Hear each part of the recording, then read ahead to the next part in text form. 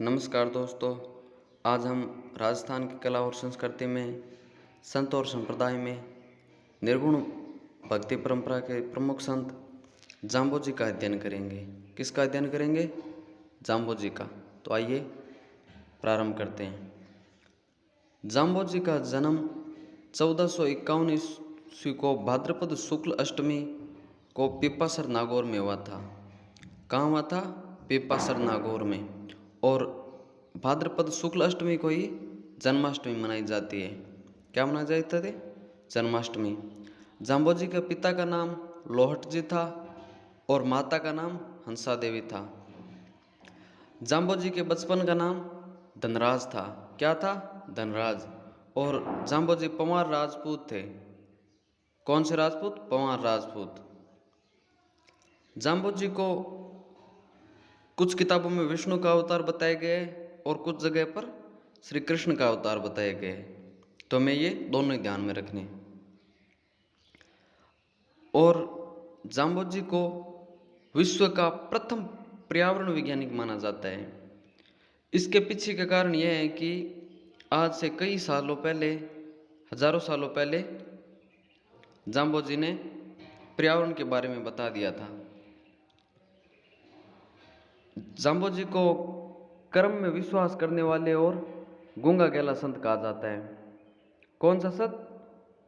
गूंगा गैला संत। यह भी हमें ध्यान रखना है। जाम्बोजी ने एक मंत्र दिया था मानव कल्याण के लिए। वह मंत्र था हाथ से कर्म, मन में ब्रह्मा विष्णु का जाप। किसका जाप? ब्रह्मा विष्णु का जाप। तो आगे देखते हैं।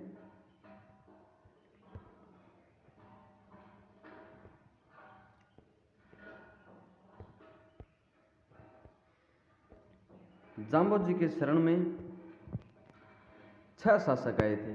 कितने शासक आए थे? 6 शासक। इनमें से एक एक करके हम देखते हैं सभी को। सिकंदर लोदी, इसने जाम्बोजी के कहने पर हरे वृक्षों की कटाई पर रोक लगाई थी। किस पर रोक लगाई थी? हरे वृक्षों की कटाई पर। सिकंदर लोदी के बाद महमूद खान जो नागौर का शासक था, वो भी जाम्बोजी से मिलने आया था।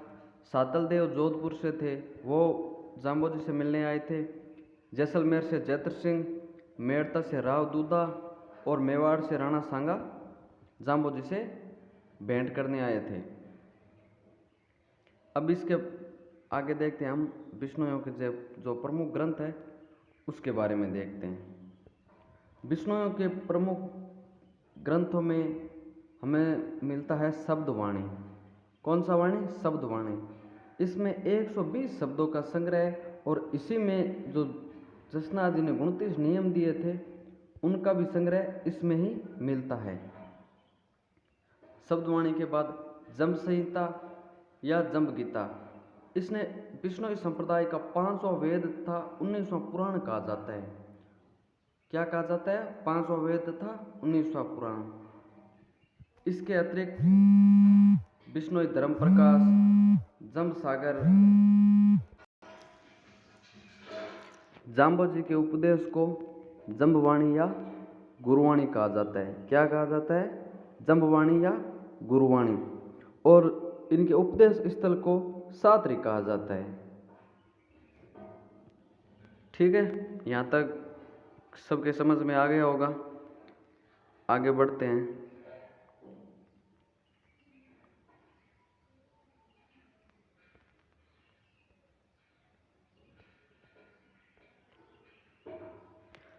राजस्थान से बाहर जाम्बोजी ने लोदीपुर जो उत्तर प्रदेश में पड़ता है वहाँ उपदेश दिया था। किस स्थान पर दिया था राजस्थान से बाहर उपदेश? लोदीपुर उत्तर प्रदेश में। जाम्बोजी ने 20+9 यानी कि 29 नियम दिए थे। इन नियमों को मानने वाले बिश्नोई कहलाए। क्या कहलाए? बिश्नोई। जाम्बोजी ने 1485 ईस्वी में धोंक दौरा जो बीकानेर में पड़ता है वहाँ पर बिश्नोई संप्रदाय की स्थापना की थी। किस स्थान पर बिश्नोई संप्रदाय की स्थापना की थी? धोंक दौरा, बीकानेर में। राव लूणकरण व सिकंदर लोदी इनसे प्रभावित होकर, किससे प्रभावित होकर? जाम्बोजी से प्रभावित होकर विष्णु की पूजा करने लगे थे और पशु हत्या पर रोक लगाई थी। किस पर रोक लगाई थी? पशु हत्या पर। जाम्बोजी का निर्वाण या देह त्याग 1536 ईस्वी में लालासर में हुआ था, जो लालासर बीकानेर में पड़ता है। ठीक है, यहाँ तक समझ में आ गया होगा। आगे देखते हैं। जाम्बोजी को ज्ञान या शिक्षा की प्राप्ति धोंकदोरा बीकानेर में हुई थी। किस स्थान पर हुई थी? धोंकदोरा बीकानेर में। और यहीं धोंकदोरा बीकानेर में ही जाम्बोजी ने अपना प्रथम उपदेश दिया था, या प्रथम उपदेश स्थल धोंकदोरा बीकानेर को माना जाता है। जाम्बोजी की समाधि, कई बार प्रश्न पूछ लिया जाता है कि जाम्बोजी की समाधि स्थल कहाँ है, तो हमें ध्यान में रखना है कि जाम्बोजी का समाधि स्थल मुकाम तालवा, जो बीकानेर में आता है। समराथल दौरा मुकाम तालवा बीकानेर में आता है। इसी समाधि स्थल पर मुकाम में प्रतिवर्ष जाम्बोजी के 2 मेले भरते हैं। पहला फाल्गुन व दूसरा अश्विनी माह में यहाँ पर 2 मेले भरते हैं। कितने मेले भरते हैं? कुल 2 मेले भरते हैं।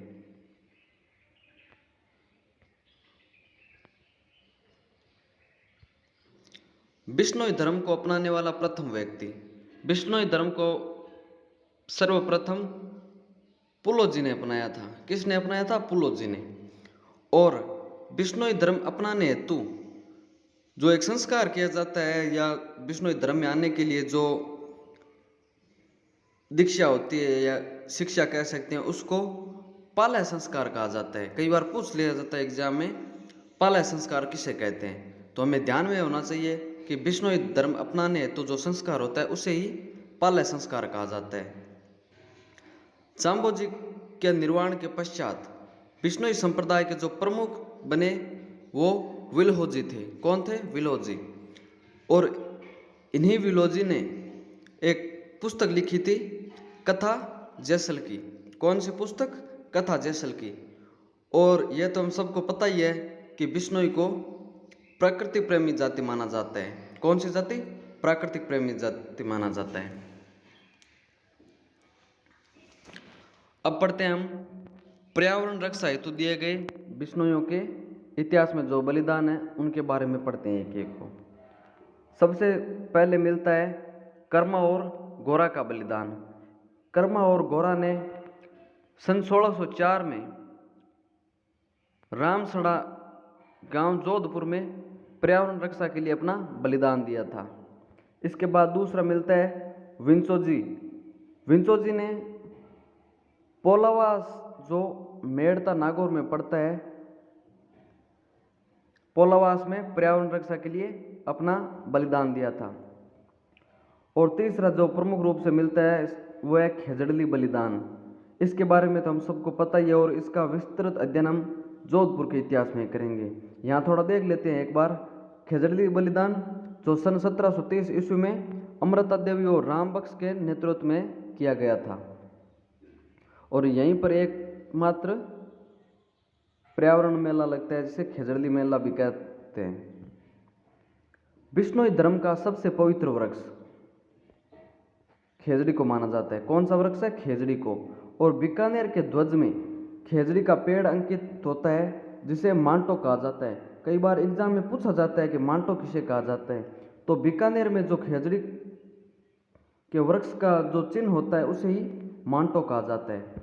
और पर्यावरण रक्षा में दिए गए बलिदान खड़ाना साका कहलाता है। कौन सा साका कहलाता है? खड़ाना साका कहलाता है। आइए अब आगे और पढ़ते हैं। अब हम पढ़ते हैं बिश्नोई संप्रदाय के प्रमुख जो स्थल है उनके बारे में अध्ययन करते हैं। बिश्नोई संप्रदाय के जो प्रमुख स्थल है उनके बारे में पढ़ते हैं। देखते हैं हम सबसे पहले पीपासर के बारे में। यह पहले बता दिया मैंने, पीपासर है वो जाम्बोजी का जन्म स्थल है और यहाँ जाम्बोजी की खड़ाऊ की पूजा होती है। किसकी पूजा की जाती है? जाम्बोजी की खड़ाऊ की। एग्जाम में आ जाता है कि जाम्बोजी की खड़ाऊ की निम्न में से किस स्थान पर पूजा की जाती है, तो हमें ध्यान में रखना है पीपासर में जाम्बोजी की खड़ाऊ की पूजा होती है। रोटू, रोटू ये नागौर में आता है और इसे आखेट निषेध क्षेत्र घोषित किया गया। आखेट निषेध अर्थात यहाँ पर शिकार नहीं किया जाता है। रामड़ावास, ये रामड़ावास बता दिया जाम्बोजी का उपदेश स्थल है और ये जोधपुर में आता है। मुकाम तालवा, यहाँ पर जाम्बोजी का समाधि स्थल है, पीछे हमने पढ़ लिया है इसके बारे में। तो सम्राथल दौरा या इसे ही धोंक दौरा कहा जाता है। जाम्बोजी ने अपने जीवन का अधिकतर समय यहीं व्यतीत किया है। किस स्थान पर किए? लगभग 52 वर्ष यहाँ पर व्यतीत किए है सम्राथल दौरा में जाम्बोजी ने। लालासर, यहाँ पर 1536 में जाम्बोजी का निर्माण हुआ था और यही प्रथम उपदेश स्थल माना जाता है जाम्बोजी का, इसलिए इसे ही लालासर कई जगह मिलता है। लालासर साथरी, तो वो एक ही बात है, उपदेश स्थल को साथरी कहते हैं। इसके बाद आता है जाम्बा, ये प्रमुख है, इसे ध्यान में रखना। जैसलमेर शासक जैत सिंह ने यहाँ पर एक जाम्बा में एक तालाब का निर्माण करवाया था। किसने करवाया था? जैसलमेर के शासक हुए जैत सिंह, उन्होंने यहाँ पर एक तालाब का निर्माण करवाया था और इसी तालाब को बिश्नोइयों का पुष्कर कहा जाता है। एग्जाम में क्वेश्चन आया हुआ है कि बिश्नोइयों का पुष्कर कहा जाता है, तो बिश्नोइयों का पुष्कर कहा जाता है जाम्बा, जो फड़ौदी जोधपुर में पड़ता है। और जाम्बा में इसी तालाब के किनारे वर्ष में 2 बार मेले लगते हैं, चैत्र व भाद्रपद शुक्ल को यहाँ पर 2 मेले लगते हैं। तो हमने आज जाम्बोजी के बारे में अध्ययन किया। उम्मीद है कि आप लोगों को समझ में आया होगा। वीडियो अच्छा लगे तो सब्सक्राइब, लाइक और कमेंट ज़रूर करना और अपना प्यार बनाए रखना। धन्यवाद दोस्तों।